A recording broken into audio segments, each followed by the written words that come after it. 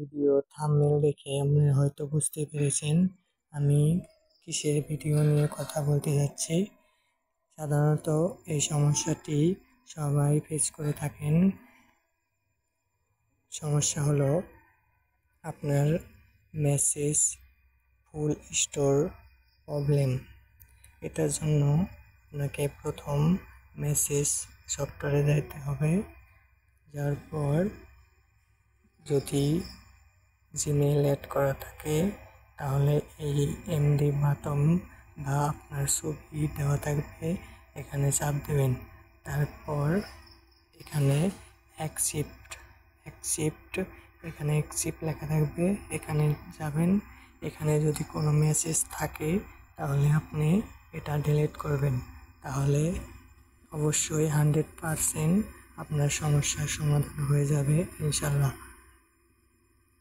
Video subscribe করেন, আরও সব ভিডিও পেতে বেল আইকন বাটন চেপে রাখেন অল।